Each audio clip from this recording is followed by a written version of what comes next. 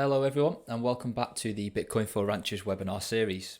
Today marks the third of four webinars offering basic Bitcoin education to bridge the gap between sound health and sound money for a sound future. Each of these webinars will be no more than 60 minutes long and it will include a question and answer session at the end. Just a heads up for everybody that's live in the room with us now, these sessions are being recorded, so if you do not want your voice to be shared publicly, feel free to ask your questions in the chat. I'd just like to take this opportunity for those that have missed the first couple of webinars to reintroduce myself and my co-host. I go by Bitcoin Q&A. I'm Head of Support and Education at Foundation, and presenting with me today is Lily, our Head of Business Development. How's it going, Lily? Good. How are you? I'm very well, thank you. Yeah, I'm looking forward to getting cracking with week number 3. They're flying by, so hopefully if you're listening to this live or you're watching this after the fact, you've had a chance to catch up with the first 2 webinars. Although if you haven't done so and you just landed here on week 3, we'll do our best to keep things as simple as possible so that you're kind of as up to speed as possible without having missed the first 2 weeks. Before we get started with today's content, I think it's worthwhile to have a very quick recap on what we covered last week's webinar, which was about self-custody. So we discussed what self-custody is and why self-custody is important or absolutely paramount when using Bitcoin. We then moved on to discuss the different self-custody methods. Namely, they are mobile wallets, so wallets that are on your mobile phone, desktop wallets, so again, a Bitcoin wallet that is on your computer, and then hardware wallets, which are more secure setup geared towards keeping your Bitcoin in a more secure offline manner. We talked about the trade-offs of those and the different applications of where those types of approaches will be applicable for people who are self-custodying their Bitcoin. And then finally, we talked about the basic concepts around wallets, what is a wallet, and how you can securely back up your Bitcoin wallet and the importance of backing up those all-important private keys or seed words that we discussed. So after those first 2 weeks, now that we've got the basics covered, it's time to look at sort of putting that into practice a little bit more and looking at how you can use Bitcoin both in day-to-day in your personal lives and equally in your business life as well if you're a business owner. And then we'll move on to take a high-level look at some very slightly more advanced topics, but equally extremely useful, things like privacy and the Lightning Network. So let's get cracking with today's content, shall we? So first of all, to self-custody some Bitcoin or to be able to use Bitcoin, you need to get hold of some Bitcoin. That kind of goes without saying, really. So last week we talked about how to set up a wallet and how you can, at a very high level, how you can receive some Bitcoin into that. So we're going to go into that in a little bit more detail and sort of show you how you can do that in more detail and kind of paint that picture so that you can see it in action. So when you have your Bitcoin wallet set up, there are many different wallets on the market, all of which will look slightly different from one another, but they all work on exactly the same principles of using addresses. So you would share an address with somebody that wants to pay you, and that's how you receive Bitcoin. They would pay to your address. That can be by sharing a text string, like you can see on screen here, the sort of dark lettering. These are all common types of Bitcoin address format. Or more commonly, you might see a QR code which can be scanned by any compatible Bitcoin wallet. And there is an infinite amount of these receive addresses within each Bitcoin wallet. So essentially, to receive some Bitcoin, all you need to do is share an address with the person that wants to pay you. That's enough for them to simply send you some Bitcoin. So let's take a look at that in practice. So here we have Blue Wallet, which we covered off last week, the basics of it. So we've got the initial wallet set up here, which we covered off last week. Excuse me. So I'm just going to show you the quick flow of how simply it is to, once you've got that initial wallet set up, to receive some Bitcoin. So hopefully if the video plays, so we're going to open the wallet, tap receive, and there is our text string and the QR code. That's all we need to share with the person that wants to pay us. Dead simple. If you were to tap on this address string, it copies it to the clipboard on your phone so that you can send it via any method. If you're not in person with the person that, if you're not in the same room as the person that wants to pay you, you can send this via, Telegram, Signal, text message, whatever it is, to get that address to them, and then they can populate that into their wallet and send you some Bitcoin. So once you've done that, and they've sent the Bitcoin, you just give the wallet a quick refresh. And there we go. We can see the transaction is pending and it's just waiting for process by the Bitcoin network. If we tap on the details there, you can see a rough estimate as to how long that's going to take. In this instance, it was 3 hours, but that's completely dependent on the fee rate that the sender uses to pay you. So really simple so far, nothing to write home about. We've literally hit receive, we've shared a QR code or an address string, and the person has sent us some Bitcoin. After a small wait, there we go. We can see it go green, and we've got some confirmations, which basically means that the transaction has been processed or it's been confirmed, is the terminology that's commonly used. And that's it. You've received some Bitcoin in 3 simple steps. Could not be easier. Now sending Bitcoin. So we've got our hands on some Bitcoin. We've demonstrated how easy that is.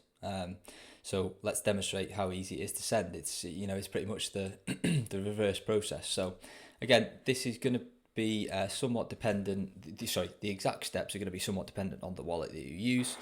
We're going to demonstrate Blue Wallet for this one, just because it's a really simple and easy to use wallet interface. So it's kind of the reverse. All we're going to do is we're going to scan the QR code or paste the address of the person that we want to pay. We're going to enter how much we want to pay them, obviously. We're going to choose a fee rate, which essentially dictates how quickly we need the transaction to be processed. And then we're going to authorize it. And we're just going to say, yep, I'm happy to send that. I'm happy with the details. I'm going to press send.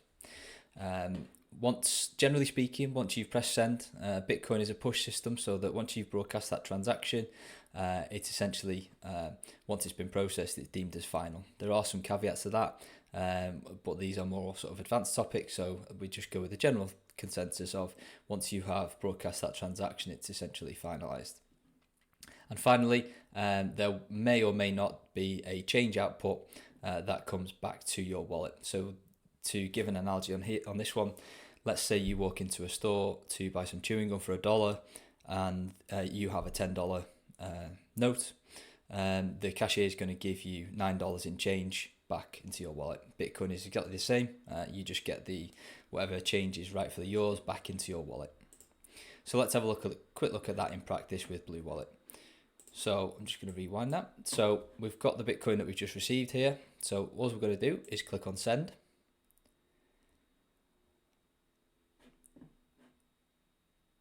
Should catch up with me in a second. There we go. So we've hit send. We are then going to populate how much we want to send. So we can either manually type in, the amount of Bitcoin that we want to spend, or we can type in the amount of US dollars, or we can opt to choose the full wallet balance. If, in this instance, I did that because we only had a small amount. Then we're going to hit next. In this instance, I'm scanning the QR code of the person that I want to pay. Equally, again, we could have just copy and pasted the address string in if somebody had to text us the address. Then I'm just writing a small note to myself as to what this transaction is for. In this instance, I've called it demonstration send. Finalising the transaction details, checking that I'm happy with everything, and then I'm just going to hit send now. And there we go, transaction broadcast, and the recipient is just waiting for a single confirmation to ensure that Bitcoin transaction has been processed.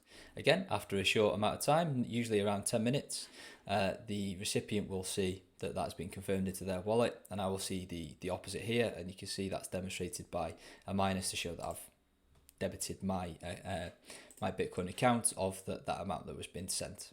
So really, really simple. As I said, you touched on earlier, the exact steps will vary from between different Bitcoin wallets.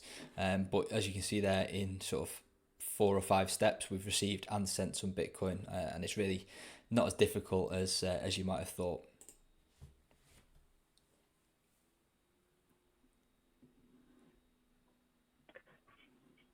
So Bitcoin is a great asset to integrate into your business.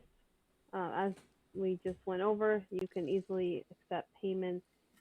You can put Bitcoin on your balance sheet. So a lot of businesses, they choose to invest in projects or other assets. Bitcoin is one of those assets. What's nice about Bitcoin is you can also use it as loan collateral. Now, Bitcoin is pristine collateral, meaning it's very easy to lend against, even easier than using your car.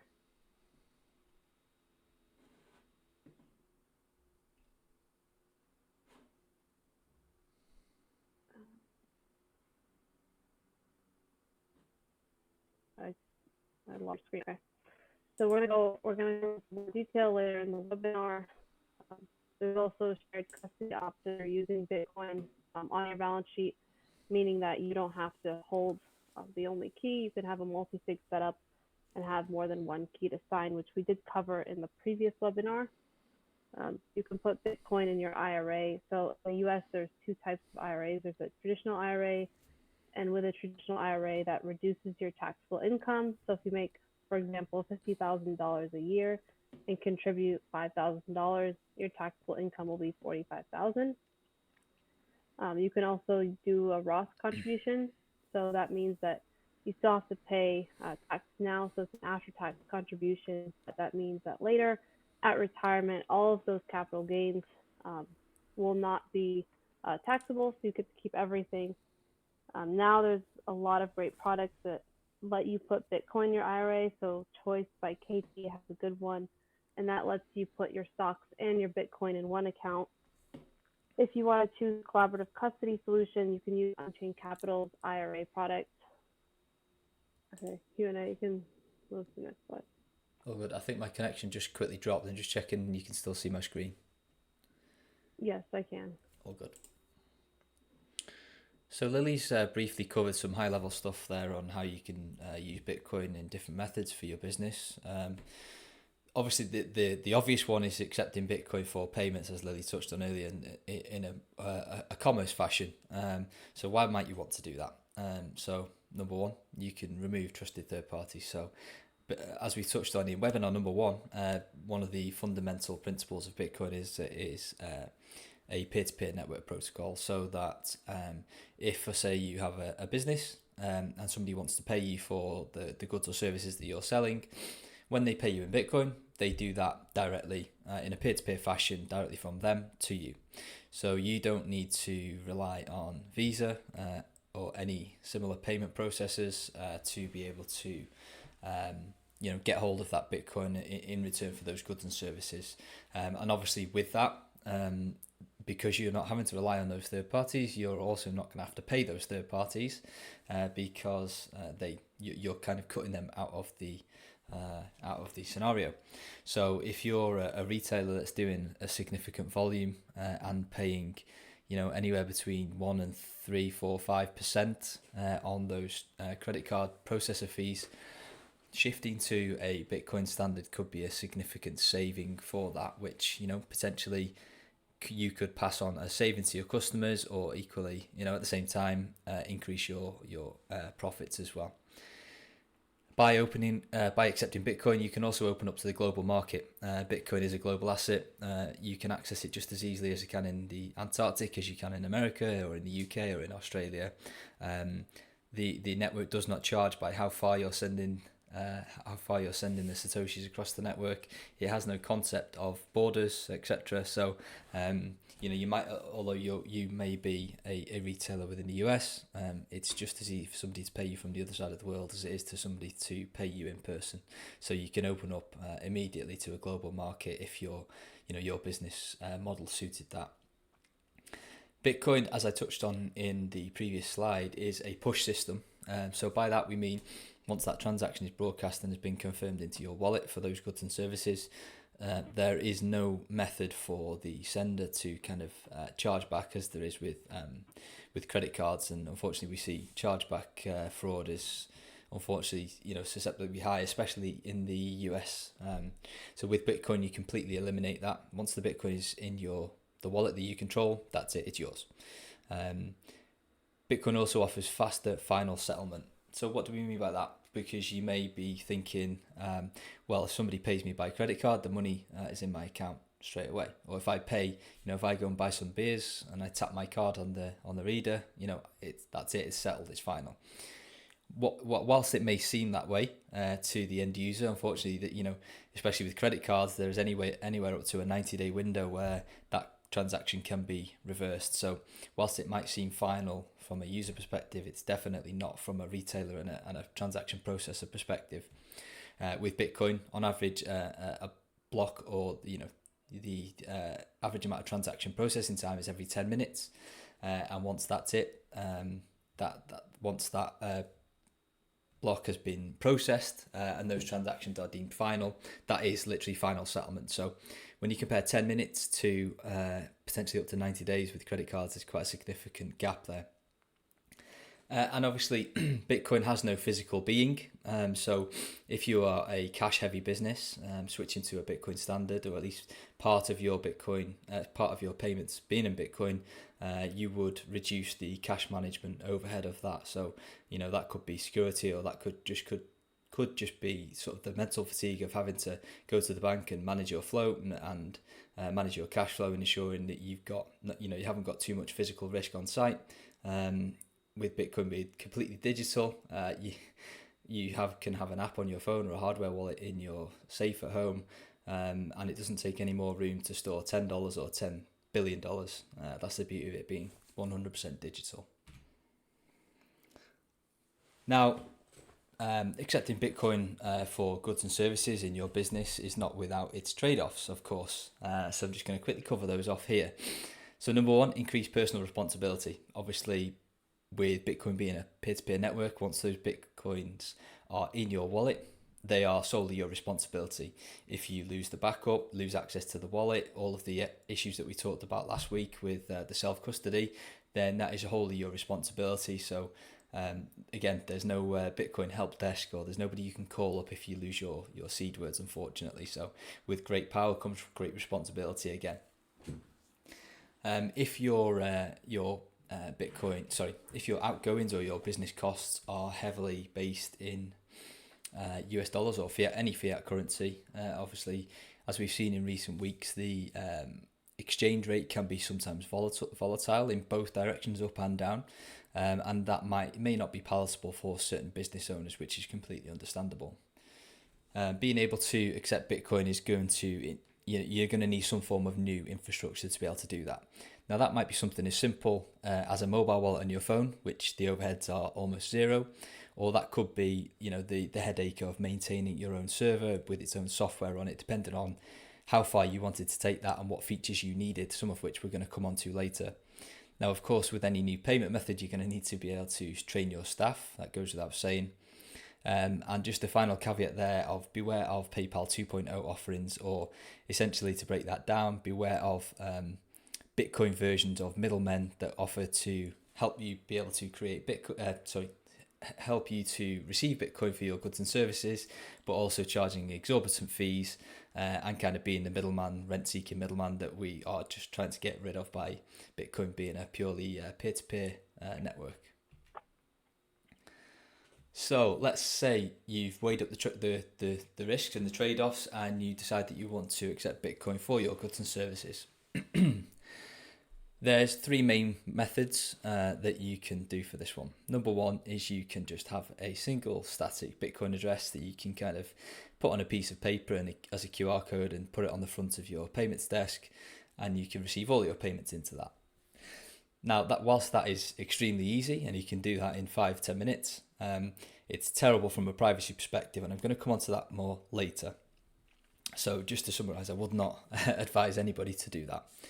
The second method is known as the manual method. So that could be, again, you have a mobile wallet on your phone, and every time somebody wants to pay you in Bitcoin, you open up the app, you tell the app how much you want to receive, and you show that QR code to the customer. Now, this is actually not a bad approach, especially if you're going to be doing fairly low volumes. Unfortunately, it doesn't lend itself well to online commerce, where the customer's going to have to sort of contact you, say, I would like to pay in Bitcoin. They're going to have to hope that you're online and be able to contact them back and say, yeah, here's an address, you can pay me. So while it's great for in-person, where you've got that physical or that in-person relationship with the customer, it doesn't lend itself well to online.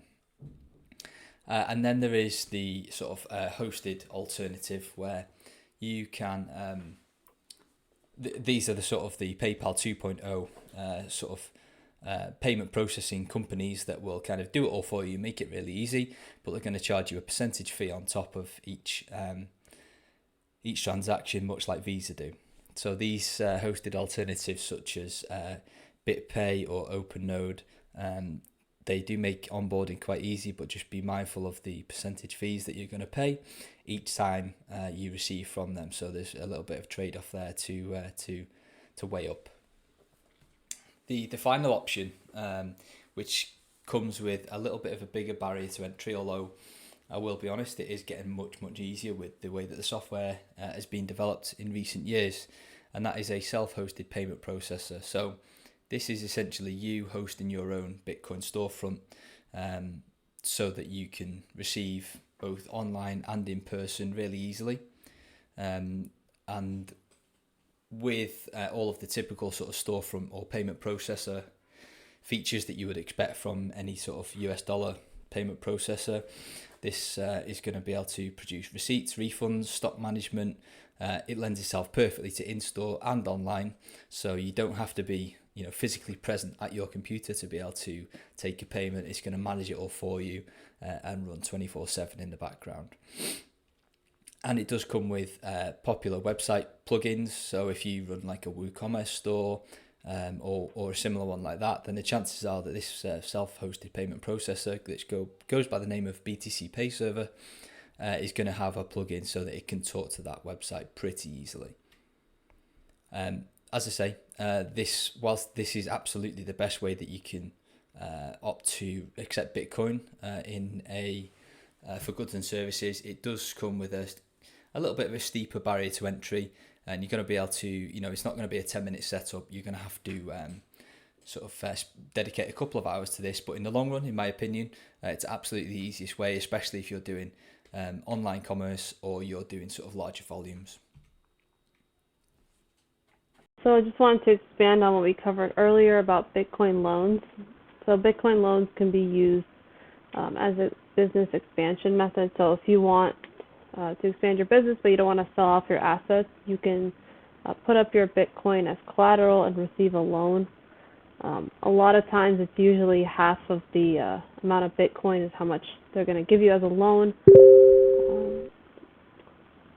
And then you can do this without creating taxable events, so that gives you the advantage of keeping your Bitcoin and taking advantage of Bitcoin's upside while still being able to expand your business. The only thing to be careful of is over collateralization of that loan. So don't use your whole Bitcoin stack to acquire a loan, because if the price of Bitcoin drops significantly, just like it just did, then you're going to have to put up more Bitcoin to avoid getting liquidated, which means they're going to sell your Bitcoin to cover your loan. The best time to take out a Bitcoin loan is during bull markets when the price is running, or like right now, while the price is just kind of sideways. There are two ways you can get a loan. So you can do it through a centralized provider like Unchained Capital or Let-In, or you can do this peer-to-peer using HODL. So that's when you're lending from somebody else.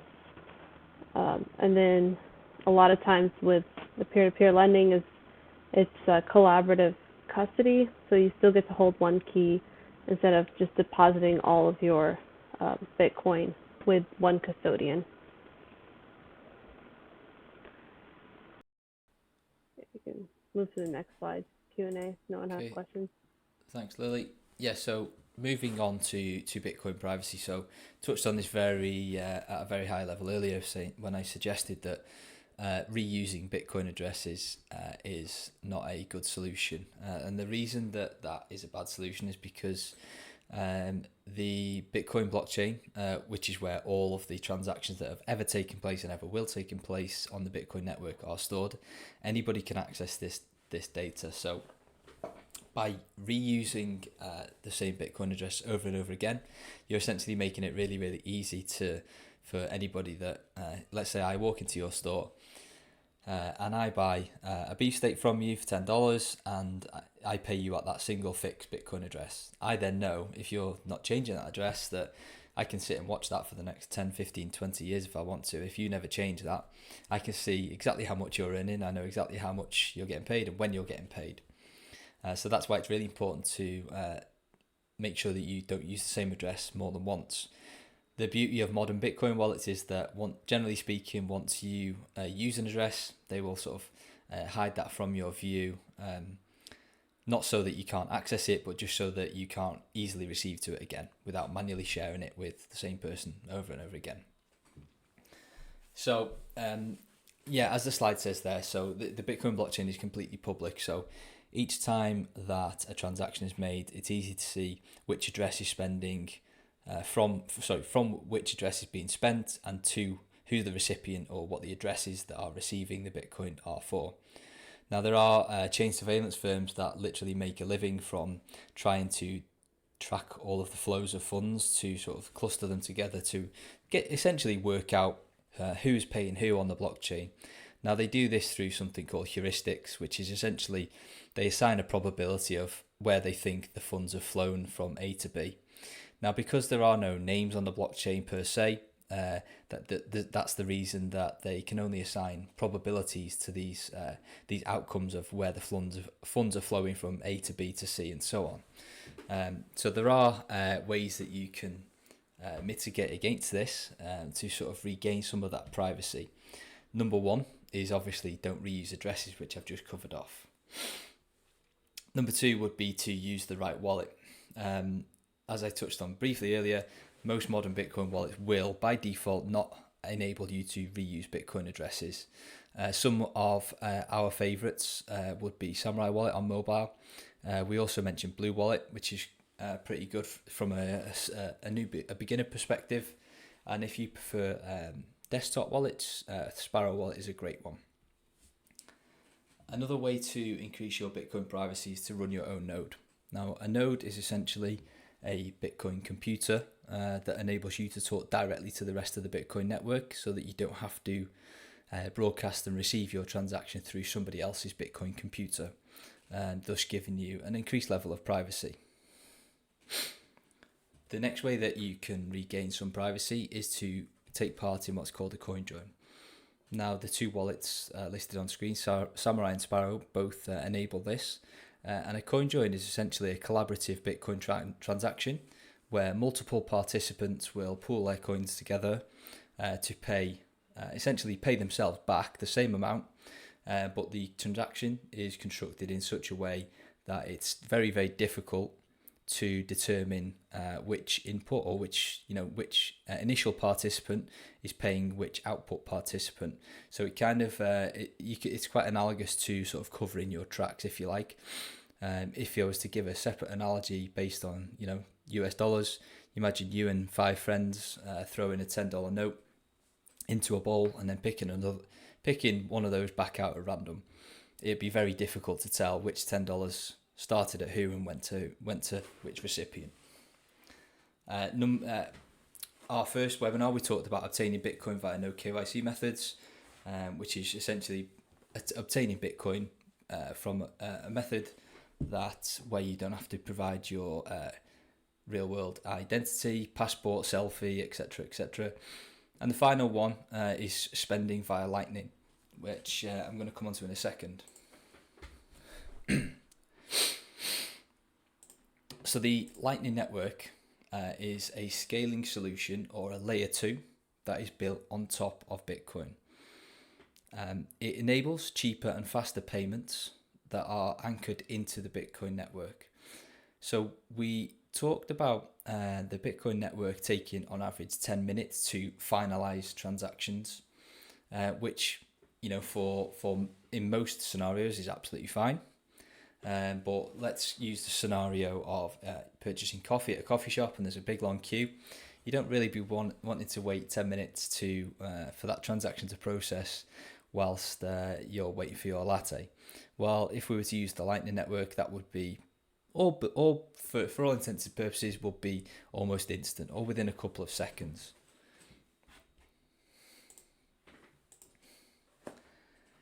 And the way that the Lightning Network at a high level sort of achieves this is through a series of payment channels, where if you can think of it like the concept of 6 degrees of separation, in the fact that everybody is sort of connected at least no more than 6 hops from one another in some way or fashion. Now the Lightning Network works in exactly the same way, so that using the example on screen here, where Alice wants to pay Dan but has no direct relationship with Dan. So the way that the Lightning Network works is that Alice would have a direct connection with Bob, and she could say to Bob, Bob, I want to pay somebody else 10,000 sats. I'm going to give you a couple of sats if you pass this message on to the next person in Dan's direction, who in this case is Carol. So if you pass this message on to Carol, I'll pay you a couple of sats.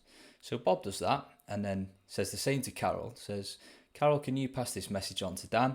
And I will incentivize you with a couple of sats if you do that.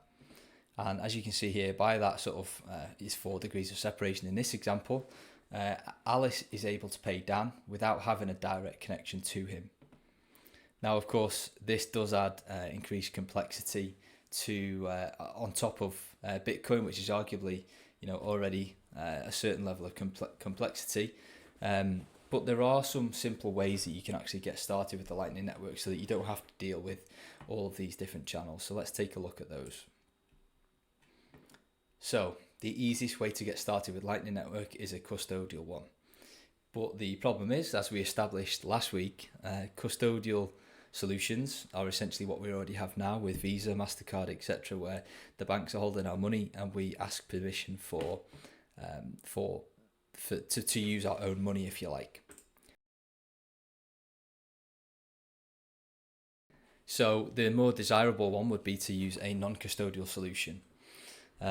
So there are hybrid non-custodial solutions. Now, it doesn't really matter sort of from a technical perspective for this purpose of this webinar, how that works under the hood, but there are wallets such as Breeze and Phoenix that enable you to access the Lightning Network in such a way that you are in control of the funds, but they obfuscate all of the difficult sort of channel interaction that we sort of talked about in this slide. They will sort of take all of that away, hide it under the hood, and just do it on your behalf for a small fee. So if you were looking to get started with the Lightning Network in a fashion that is more suited to the way that, in my opinion, Bitcoin is intended, then Breeze or Phoenix are a really great way to get started. And then as you get a little bit more advanced, you can do a sort of fully non-custodial approach, such as BTC Pay Server, which we touched on earlier as a payment processing method, or you can use a wallet like Zeus that connects to your own Bitcoin computer, so that you can sort of pay via the Lightning Network in a really self-sovereign fashion. So to summarize, I would get started with something like Breeze or Phoenix. They make a really shiny, polished user interface that enables you to send and receive over Lightning without having to deal with the headache of channel management and dealing with all of that sort of more technical stuff. Just to drive that home a little bit more in terms of how we can use Bitcoin in our commerce setting. Once again, as always, there are hosted solutions, that are essentially middlemen that will take a fee. Their business at the end of the day, they will take a fee, and they will allow you to send and receive via Lightning in a commerce fashion. But obviously, they will be taking a percentage of all of those fees. They will require you to provide multiple forms of ID to be able to interact with that service, but they will generally give you quite a polished user interface. So want to weigh up the trade-offs with there. And then we have the manual solutions such as Breeze, which are essentially non-custodial, but they manage the channels for you. They do take small fees, but obviously this approach does take a manual interaction. So these types of wallets are all phone based, so they don't bear themselves pretty well to online commerce settings where somebody wants to pay you from the other side of the world, because you're going to have to have that manual interaction to say, okay, here is my Lightning invoice, can you pay me this amount of Bitcoin? So if you wanted to do it in the most sovereign way, we're back to BTC Pay Server, that self-hosted payments processor, or there is an alternative called SatSail. Both of these pieces of software will essentially do the same. They'll have the same output. They'll enable you to do the same things, and that is send and receive Bitcoin for your goods and services. Now, this is the one, or the two or three truly sovereign ways to approach this. There are no trusted third parties here. All of this software is completely free and open source. They take no fees whatsoever. You don't have to provide any ID. And if you set these up correctly, they're always online, so that you don't have to be if somebody wants to pay you in the middle of the night from the other side of the world. Of course, with it's not all green roses, unfortunately. There are some considerations, and those are the channel management, which I touched on earlier, the liquidity management. So at high level, liquidity management is ensuring that you have the correct amount of Bitcoin to enable you to send and receive from the Lightning Network. And that's due to the nature of how the network is built, is that you can't just kind of set it and forget it. You have to ensure that you have enough Bitcoin to be able to send and both receive it at the same time. And of course, if you have a 24/7 server running to enable payments from anywhere at any time, you're going to have be able to have the skills and knowledge and the time to maintain that server as well. And that brings us to the end of the whistle-stop tour of Bitcoin Commerce, Bitcoin for Business, a brief look at Bitcoin privacy, and also a quick look at a very high level for the Lightning Network. So, Lily, is there anything you wanted to sign off with? I just want to thank everybody for joining us and pause for any quick questions if there is anybody that wants to pop their hand up or write anything into the chat to ask any questions. Yeah, I just wanted to say thank you guys for joining us. The first two webinars will be available for replay this week, so keep out for that. And then if you have any questions, of course, feel free to DM Q&A or myself. Find us on Twitter, or send an email to the Beef Initiative, and we can get back to you that way. Great stuff. I'm not seeing any questions pop up, so at that I will thank everybody for joining us, and I will speak to you all next week for the final webinar. Thanks everyone.